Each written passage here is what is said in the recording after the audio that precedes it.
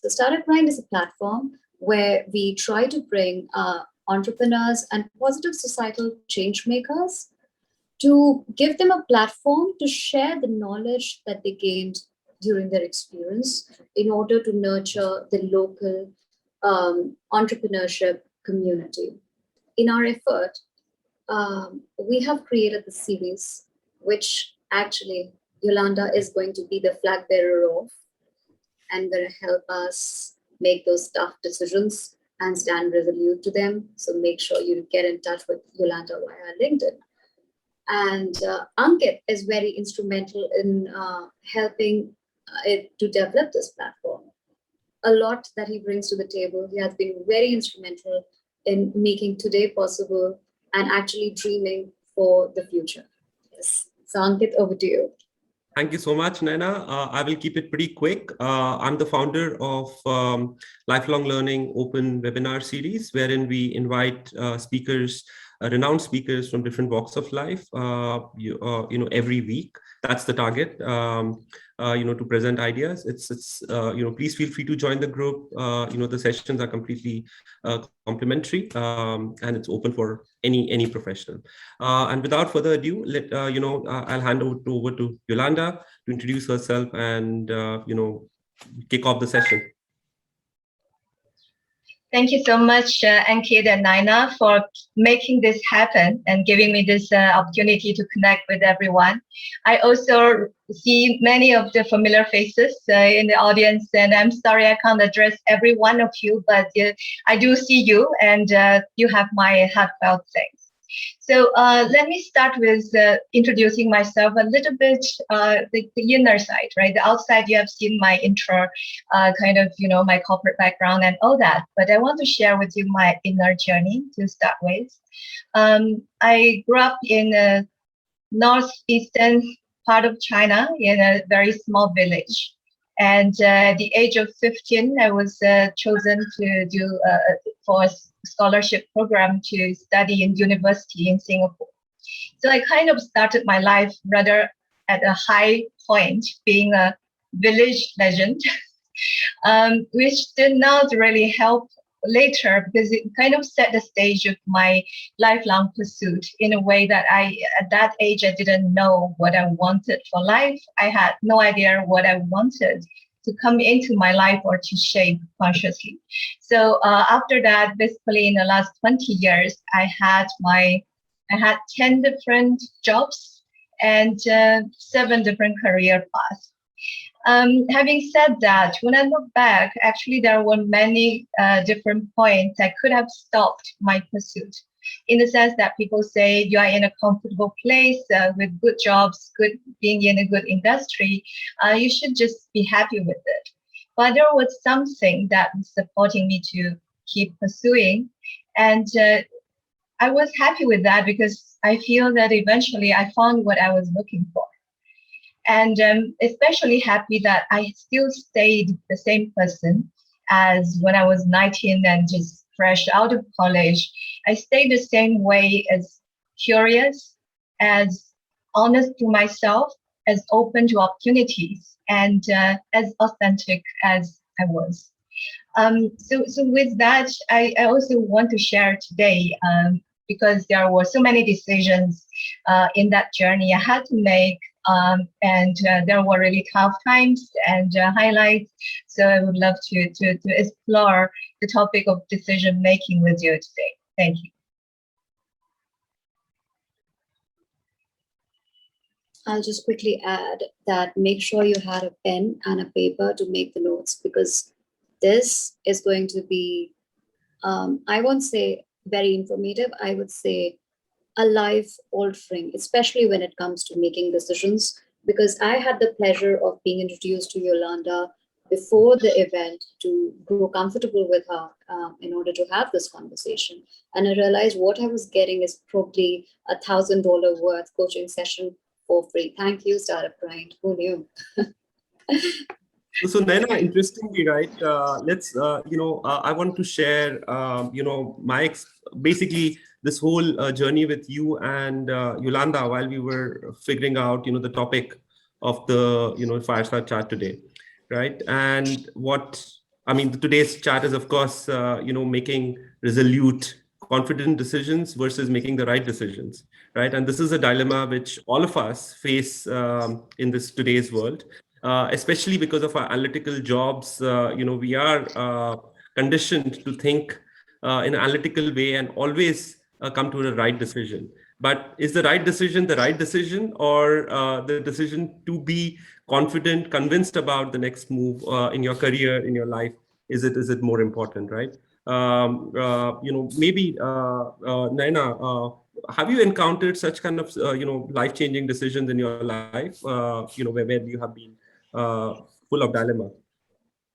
I would say my biggest dilemma is whether, like, when you're making a decision, the fear is what if the other way is the right way? Whenever you're stuck with on the crossroad, you always think, what if the other way?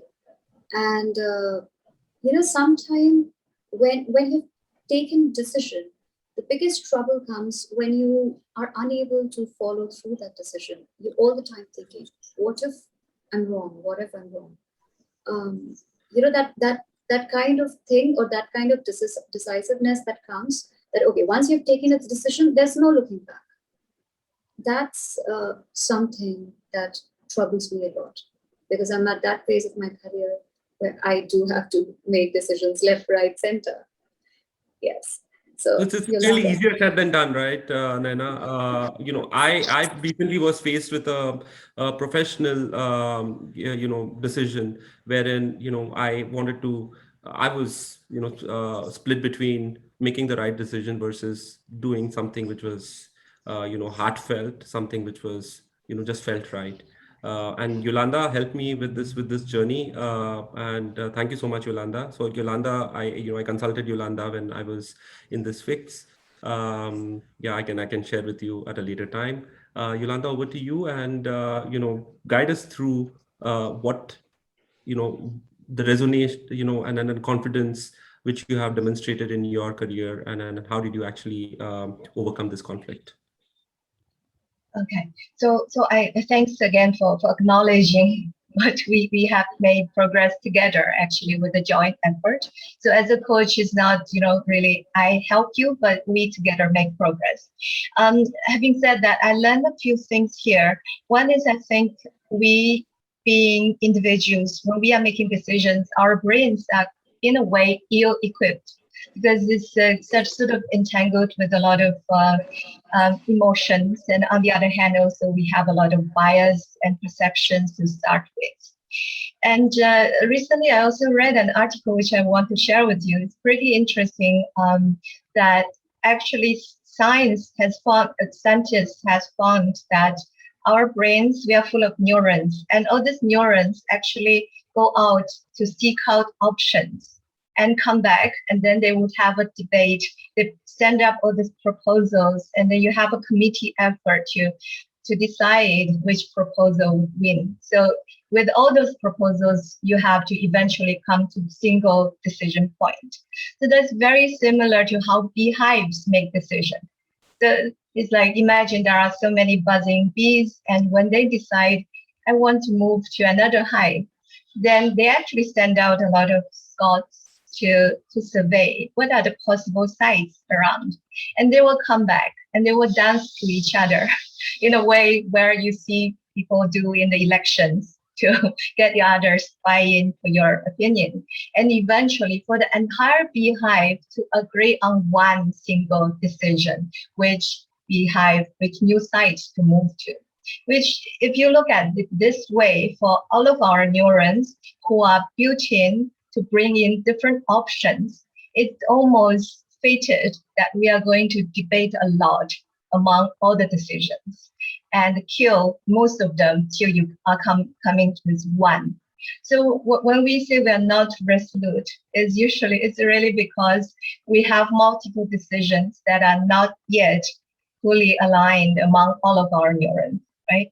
So when I with hindsight, when I look at my really tough decisions that I made in life, I see that I hear the buzzing of all the bees in my head for sure.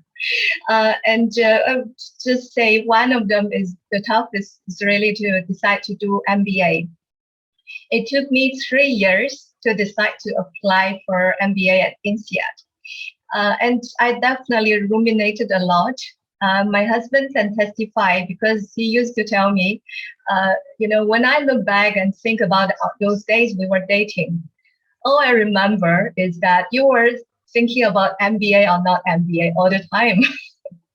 So I'm happy I haven't scared him away, but that was what happened. And the even harder decision I made was really when I decided to leave the corporate world, basically mid of last year. And what I learned eventually from the ruminating and stressful, prolonged decision-making process to finally having clarity, I think I did 3 things right. The first thing is, what exactly am I optimizing for? So we always thought we are smart, so we will want to optimize many things. But you will soon realize if you want to optimize everything, there is no option fulfills that criteria, and we are stuck, right? That's the decision deadlock. And the second thing is, what kind of time horizon are we deciding for? Because when we think we are deciding for the current moment, we actually could be actually deciding for the future. So for instance, a lot of people say, I want to make a decision now, but they are actually thinking, how can this decision be beneficial for my next 30, 40 years, right? So the time horizon. And the other thing is, what frame of mind am I deciding with? Because in my case, I was coming with a frame of mind that I have to give up something that I built with a lot of effort. And that's really very true for most of the decisions I struggle to make, because I was like, oh, if I do MBA, I'm going to sort of give up what I have built so far as a headhunter. Or if I leave the corporate, it's that I have to give up the corporate career. But when I finally understood, it's not about what I'm going to give up, but it's about what I'm going to get, what I'm going to build, and what I'm going to work towards. Then that whole thing started to shift.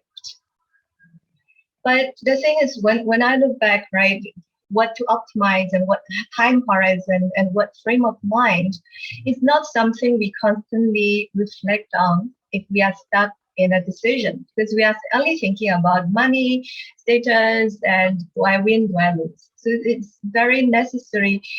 What I learned is very necessary to reflect back on how we are making the decision, how we are looking at the world, and how we are actually thinking about it, right? And what are the emotions and perceptions that are coming along with that. Thank you, Yolanda. Yolanda, while you were, talking about your journey, right? One thing which struck me, and in fact, I'm inquisitive, is how does one, become confident or resonate, right, about the decision, right? And you have taken multiple decisions, right, to switch from a corporate career to an entrepreneur, and this is basically a common question for all of us.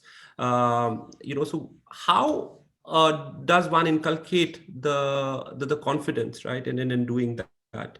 Can you tell us a little bit about this journey in your own context? Sure. Yeah. So I take just now that framework. When I think initially it was really hard because I was in a very good fintech industry. I was in a very good company, having good trust from the team members and all that. And every day I'm asking myself, like, are you stupid or what? What do you want to get out, right? But then a part of me was knowing it very clearly that something I want is not here.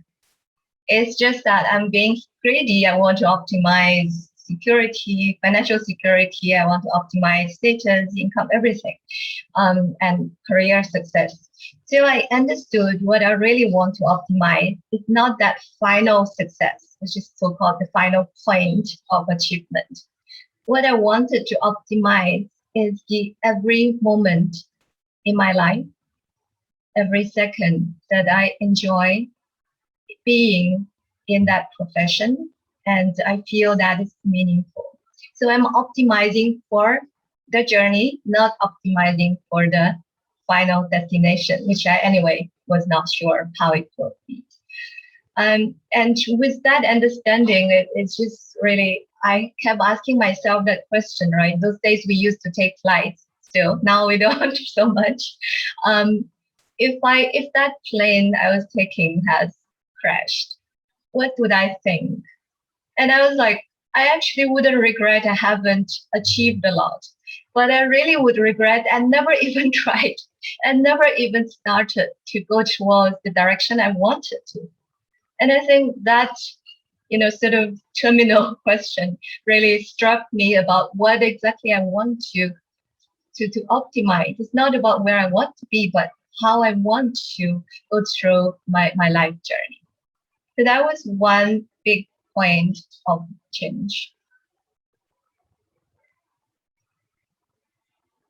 Thank you, Yolanda, for sharing. On that, Naina, it's interesting, right, that you started your entrepreneurship journey in such a early stage of your career, right? And please, share your vulnerabilities. What were your decision-making criteria, right? What motivates you? Does it require different kind of genetics, right, or personality to be a successful entrepreneur or jump into entrepreneurship? I tried my hands on entrepreneurship, and I realized that this is not my cup of tea. I want a security. I want a specific lifestyle, and I went back to corporate career. So Naina, I would love to hear from you your experiences. I would say, so I had always been dreaming of a successful corporate career rather than entrepreneurship. Entrepreneurship probably happened out of instincts for me. And I am still in that early phase where I'm yet to figure out that, okay, I'm done with this chapter of my life, and to decide whether this is my cup of tea or not. It happened probably because I felt that, I grew up in a shell in that very cocooned environment of a engineering school, and you have to go through the drill, and as long as you listen to the system takes care of you, so much so that often you're unaware of what's happening in the real world. Well, my father is here, so I'm very thankful to him that he gave me and my brother that opportunity to go and learn. And he always said that we have your back. You make sure you are learning. You're exposing yourself to what the real world problems are. And somewhere I felt that I wasn't being exposed to it. And maybe that was the reason, maybe certain mishaps that happened, those were the reason that kind of knocked some sense that how fragile our economic ecosystem is. And that's why I wanted to know what exactly economy is, how is value created in our society. And that's how I went into the entrepreneurial sector. But then I would really like to, take that question to Yolanda, that, if you really look at it, a lot of entrepreneurs make a lot of instinct-based decisions. It's maybe later when they're more mature that they consider the data or experiences of those around them. But I think early in the phase, they're all like, this is my instinct and I trust my gut feeling. So how does one comes to term with the gut feeling and the data feeling? Yeah. Thank you for the very interesting question. And I apologize for my baby crying loudly in the background. Don't worry, she has this routine crying every day coming home from school. So coming back to your question on the guts, and I think, as you said, young entrepreneurs might tend to trust the gut a lot. And what I also identified, the other trend is for people who are, as we mature, as we have a lot more life experience, we start to dismiss the what the gut is telling us and what the emotions or the heart telling us, and we pretty much focus on our mind. So for both ways, I think that there are actually scientific research. One is that if you are making more logical decisions rather than impulsive ones, generally the decisions are better. And so that is to say that actually it helps. We do make better decisions as we mature, as we look at things in a more balanced way instead of following just the gut. But then as we shift towards the other end, where we just listen to our mind, which is also not the smartest among all this. And if we dismiss the gut and dismiss the heart, then that decision is where we are going to feel so uncomfortable as well. Because a lot of times the clients talking to me and say, I know what's the right thing to do. I know this is right, but I just can't bring myself to do it. I can't be convinced about it because there are a lot of concerns. And that concern usually is actually also the gut telling them something is wrong. I can't trust it, or this is way too risky for my personal risk appetite, or this is just something actually against my will. So, and in such cases, I think just like for young entrepreneurs, where we need to embrace, to also bring in more of the thoughtfulness. For the more mature people, we also need to incorporate all the views from not only the mind, but also the guts and where our heart belongs to.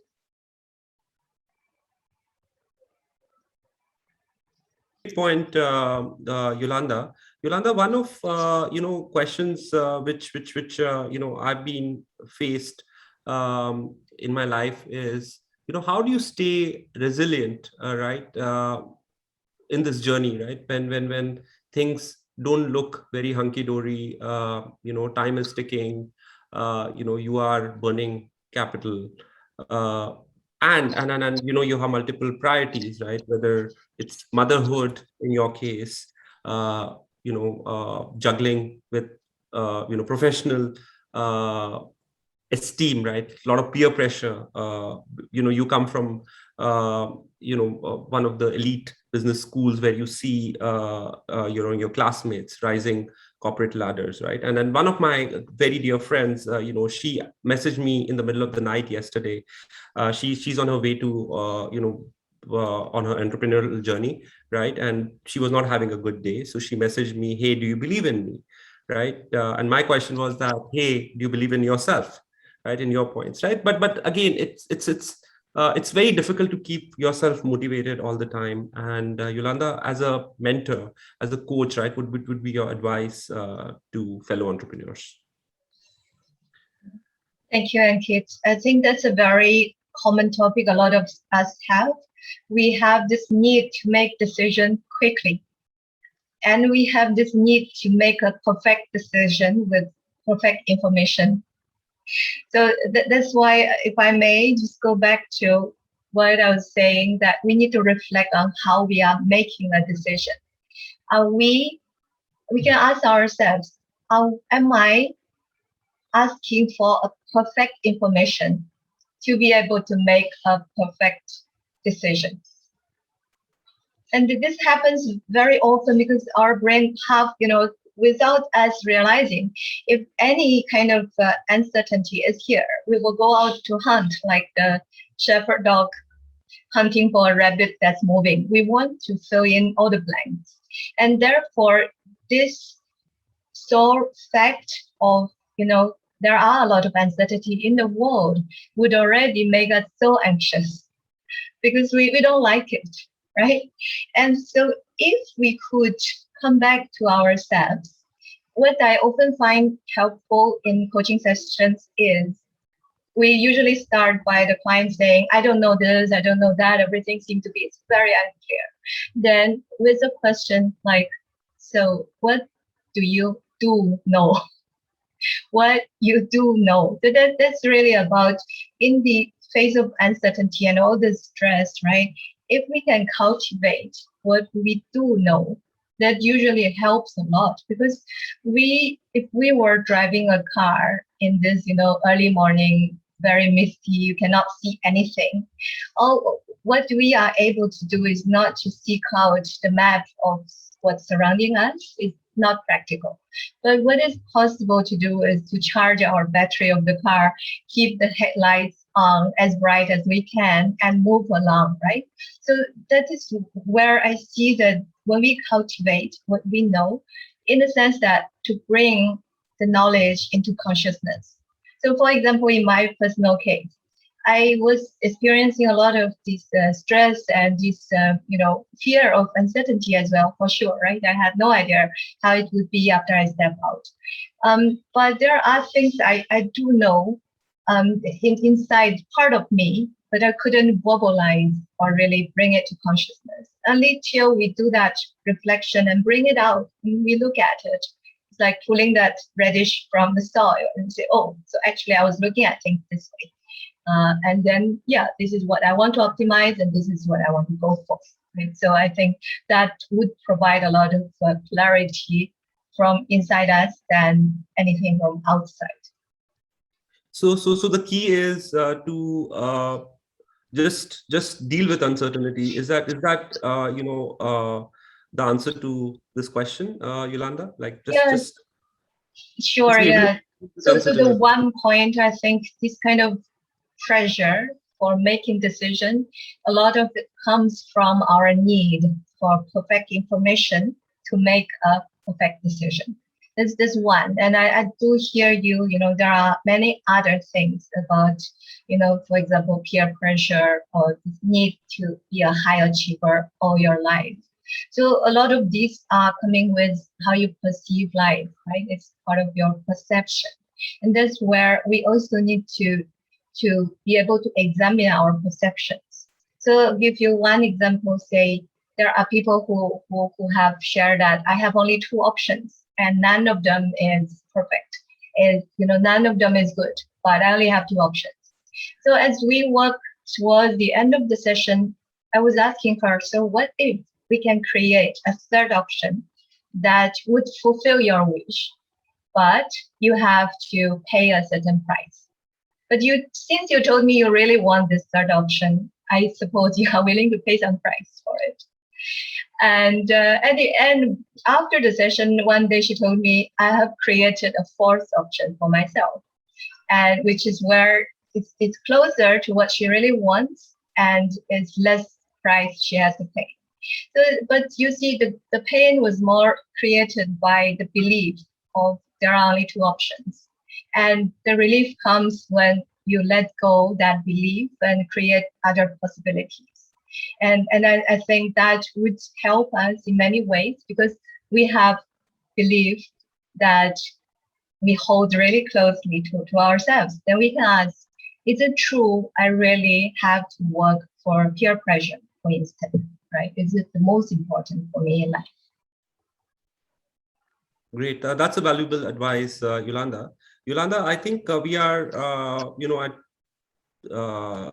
6 p.m. Singapore time and 7 p.m. Japan time, and we will like to open, the floor for Q&A from participants.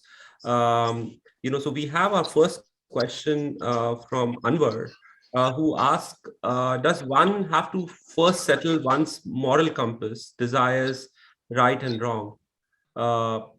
Anwar, could you clarify? Are you talking about the journey? Can you give us more context to your question, please? I've found that to make a decision, the old story of Pinocchio, right? You have to, if you keep telling a lie, you have to have a big memory because every time you go through it, you got to remember what you said, right? So decisions are normally based on the back of one's moral compass, right? Which a lot of psychologists say actually is fixed by the age of 5 or 6. And so, how much time do you spend to discover your perception of what's right and wrong? And how is that going to then guide your decisions? So my question to Yolanda was, at which point you surface this and fix this and say, there's clearly some things I will not do. And there are some, I've done a deal, shook hands and come back, and 2 weeks later, my boss has said, go and unravel it. I found that extremely painful. No, we didn't sign anything, but I am good for my word. And it killed me to have to go back and say, I'm sorry, I can't go through with this deal. I already shook hands. Yeah, thank you, Anwar. I think that's a great question. My personal take is definitely it will help a lot. The more we know about ourselves, the easier decisions can be made. And I think it's not only about morality, right, which is setting the bottom line of our actions, but it could also be about, say, our risk threshold. There are cases that some people are just not comfortable with certain level of risk, while some other people are not comfortable with being too conservative. So to be resolute in decision making, I think it's really about being authentically who we are. And to be able to do that, it requires a good level of self-awareness of what exactly I want among all the buzzing noises, right? Like our neurons fetched a lot of options and ideas, and how we identify what's the most important for us. It's like having a judge in the center and say, hey, these are the book of the statuary, and follow this, and I'll get to that. That's like your compass. Thank you. So Yolanda, just further to this point you made, right? Is there any quick fix to situation, right? Writing a journal, right, or making a journal of all the options which one has, to quickly feel resolute and confident about your decision? Is there a mantra which you follow? Is there quick fix which you follow when we are in doubt, self-doubt? So when I'm in deep doubt, you see this messy room behind me. Sometimes at very midnight, I may sit here and just say, Yolanda, just forget about everything else in the world. Look at yourself. What are you telling yourself? Right? Because the thing is, when I write, I'm actually super planful, and I think I'm very vulnerable to over analyzing things. So I have to pull myself back and say, no, you have to face yourself. What are you telling yourself? Because like I feel cornered, and then something would come from that. Great. Thank you so much, Yolanda. Moving on to the next question, we have from A.V.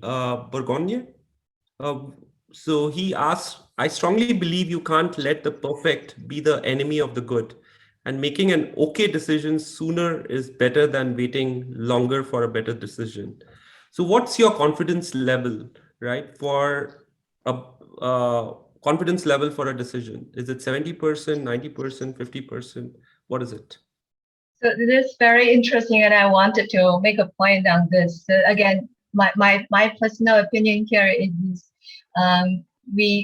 it really depends on the person. Everyone has a different threshold on the confidence level. Like, for example, if you are you do some personality test, how prudent you are and how impulsive you can be and all that.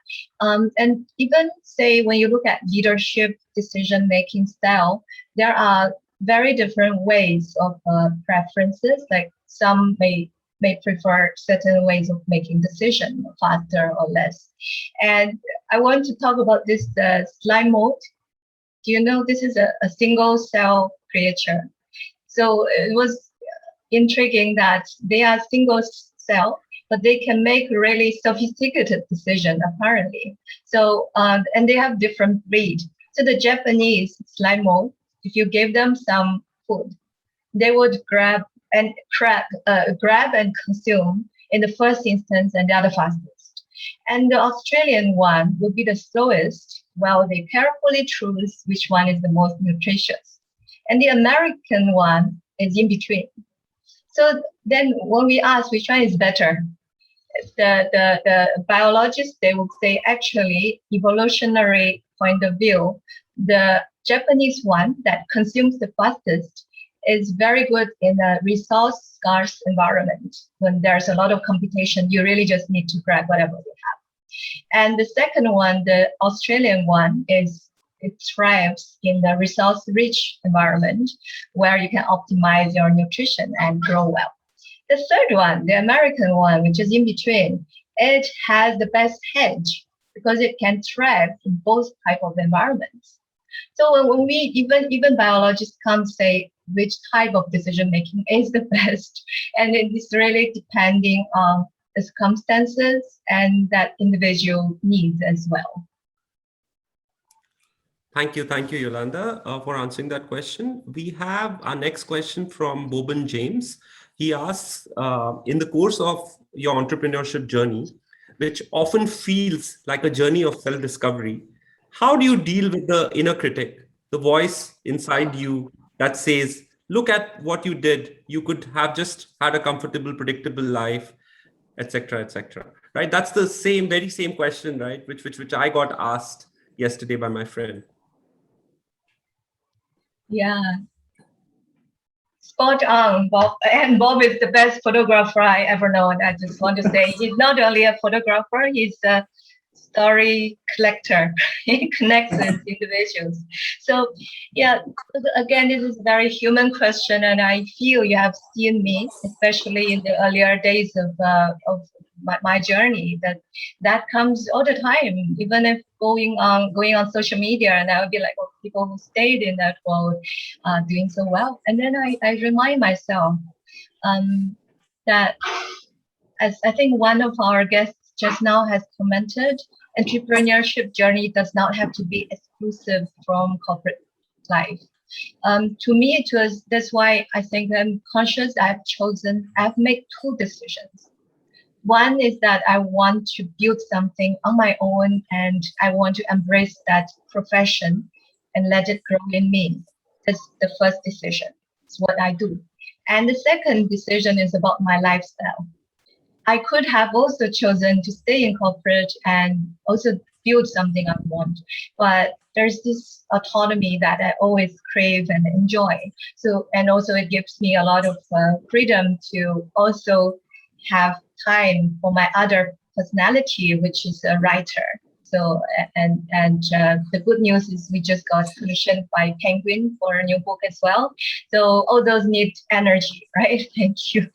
So for me, these two choices, when I look at it, I'm saying, number one, it's not true I don't have a choice. I still have a choice. If one day I say, I think for whatever reason I need to go back to corporate, I have been building into value into my life, and I could still make that choice when needed to. And two is also that maybe I'm giving up certain things, but really I want to make sure my spotlight is focusing on what I am building, what I really desire for my life, instead of the things I didn't need and didn't value so much that I have anyway given up. I hope that answers.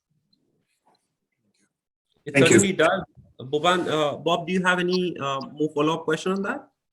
No, I think that's a great answer, Yolanda. Thank you so much. Because I've gone through this, point of questioning myself and having the inner critic come up again and again, right? So yeah, thank you so much.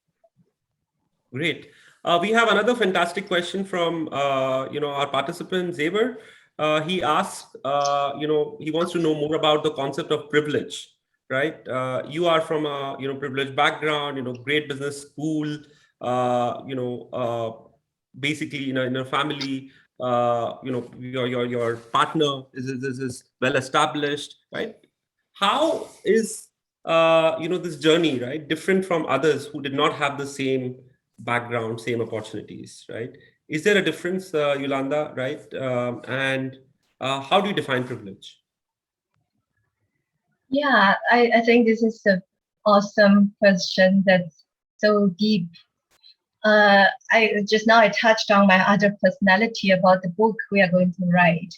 It's actually about underprivileged migrant workers who usually do not have tertiary education. So, or they may have, say, people from Bangladesh, or they are actually, some of them are master degree holders, but when they come to migrate to another country for better work, they have to take on construction work and live in really, not great conditions, right? Like packed in a group of 8 people in one room. So I'm very, very conscious of the kind of privilege I have. I think I am very privileged to be in the world's top business school alumni network, and without that, I think I have to put in a lot more effort to be on a platform like Startup Grind, for instance, right? Or to work with people like Ankit and a lot of these outstanding people in the audience as well. But that really helps me to go back to my roots, coming from a village where most of the people who stayed there, would have a very different life from me. And I'm also conscious that I have built a lot of this into my life as well, right? I invested into my education, and I was privileged again to have parents who supported my education. So a lot of this comes to define who I am, but it allows me to see how easy so many things would have come for me comparing to people who didn't. And I think it's just helped me to recall one very recent conversation I had a client. He was a kind of, I think he was like a school dropout, and later he really made it to today he had so many great opportunities with great companies and is on track to something even greater. But he still wonders sometimes, like, do you think not so good of me with my drop off, my school dropout? And I just said, I think that makes me recognize and respect you a lot more, because all that you have do not come easy without a platform like people from good schools. Hi, Xavier. Does it answer your question? Yes, it does. Thank you so much, Yolanda. Thank you.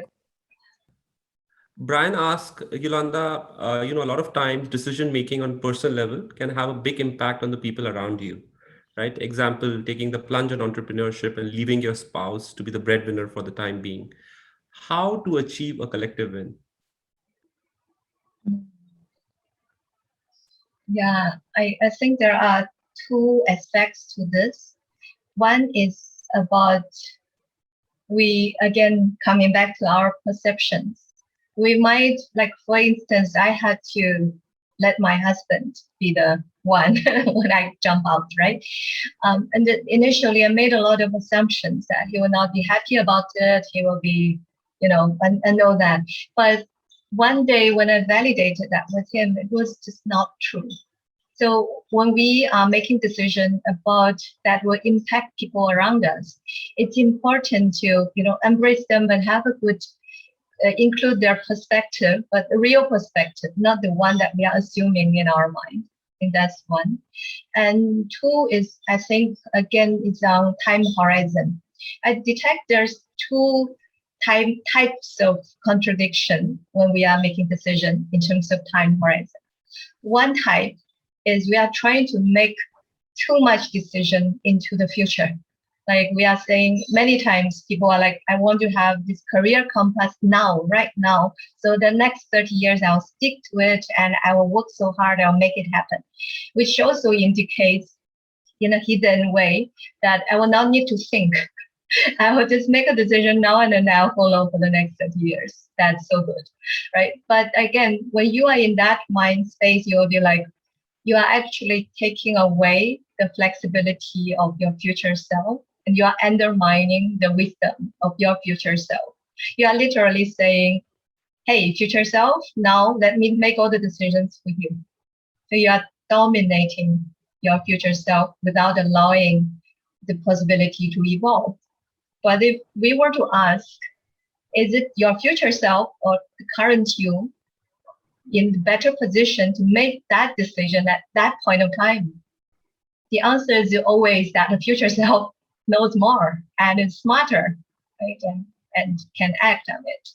So that the other type of the time contradiction is reverse, where when we are actually making decision like entrepreneurship, which is something so long-term, and yet we are being held back by a lot of current moment concerns.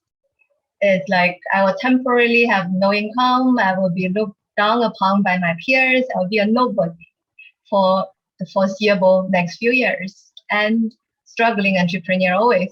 But the thing is, you are trying to make a decision for maybe if it's not for next 30, 50 years, it's at least next 10 years, for you to give yourself, carve out that space to experiment things and to, it's a long-term game. It's not about today I jump out to be an entrepreneur and then my life changed completely and I achieve something, right? So if we are thinking of something long-term and we are being held back by the current moment concerns, then it's time for us to think what matters to us then in 10 years. If I look back during the current moment, during all this, financial struggles or this feeling of changing our response, will this still be the biggest factor that we need to consider? Yeah, that's my take on this. These are complex topics, but I have these. These are personal complex opinions. topics, and I'm actually taking notes. Because these are the points that you revisit every other day when you're making those decisions. So Nayana, you need to share your notes with me. I'm finding it hard to take notes while, moderating. So thank you so much, for taking notes, and we'll be happy to share your notes with the participants as well. So the next question we have, Yolanda, is, again, a great question. For analytics smart people, be confident and resolute sometimes is hard because you are still thinking of all the options. The decision trees, the realistically best decision changes, the time, more info, blah, etc., etc. So are we really seeking to be more resolute or confident, or are these really personality traits you have or not? And if you don't, it's another issue of just making the best decision with given info, given risk profile, as you say, etc. I mean, is this talk of confidence and resolute really a distraction, red herring? Yeah. So for those that this matters, then it matters. If for you're like, okay, I've done all my best, then I'll go ahead. You are in a way, you are already being resolute, right? So I'm referring to people who, having done all these analytic things and finding that, you have a full page of all the factors and a lot of pros and cons, and then it's very hard to make them join to one voice, then that's important for you to be resolute. And one most important reason people cite is so that they can take action, which means for many people, when they are not being resolute, they have problem moving out of the planning and analyzing space to take action. And there are also people who are taking actions, but because they are not resolute, they may wobble. And I myself have been there. There were times where I jump out, I had my own business, and I was wondering, do I go back or not, right? You second guess your decisions. And that basically means if you are confident and convicted with that decision, you are more likely to focus your energy on it and not put a lot of energy on second guessing things. In the interest of time, right, we have, very little, time left. Can I invite Ethan to ask his question directly to Yolanda rather than me reading it out? Ethan, would you unmute yourself and ask your question? Yep, Go sure. ahead. So I guess my question is more of I'm still in my early stage of career. So just thinking about from a mid-level going to a senior level kind of decision makers, is there any change in their focus when making decisions? Because sometimes they might be in a particular business function, but then when they go up, they will see more business functions. They have to make more decisions. Yeah. Thank you. Sorry, what is the when they go out part? I don't think I got that piece. So I guess my example would be like if somebody is being in like a mid-level in a particular business function, but then he goes to a more senior level, he may be having like multiple business functions reporting to you. So then is there a shift in like your decision making kind of? Right. So I can only relate to what I observed. when you are more exposed to multiple functions and your experience allows you to see the bigger picture of the business, then you are obviously more likely to not hold down certain perceptions. But perceptions will always appear, right? Like it's fundamentally what we operate on. We have to form perceptions and build on all those things to make decisions. It's just that the version that as you progress, you have will be a bit more big picture, and you see more parties, and you consider more factors in it, and that decision making becomes more complex as well. Yeah. So anyone want to chip in on that, on the observations as well? Yeah, so I'll just quickly chip in, right? While you were talking, Yolanda, I think at times, ignorance is bliss, right? So people who are college drop-offs, who haven't seen, basically who are not too analytical or who haven't been exposed to many functions, right? They just plunge into this journey of entrepreneurship and they're successful, right? It's just, so it could be a counter example, right? Where people have succeeded despite being, exposed to different verticals, right? At an early stage of career. Yeah. So Ankit, that reminds me one thing. What people are trying to optimize. There are people who are optimizing for security, and there are people who are optimizing for potential big wins. So obviously, entrepreneurs who are much more likely to try to optimize for big wins or a certain lifestyle or purpose and all that. Well, you're not optimizing for safer decisions, and there's no right or wrong. Good point, Yolanda. Thank you. So we have come to the end of the session. However, there are few. Come here in the post. What did you order? I'm sorry. Did you order with Somebody, the post? can somebody go on? Yeah, that's Natalia. That's Natalia. Natalia, can you go on mute, please? Thank you. So we have come to an end of our session, but I invite you guys to stay back, for another 10 minutes, right? To have any question answer session, to continue the question answer session with Yolanda.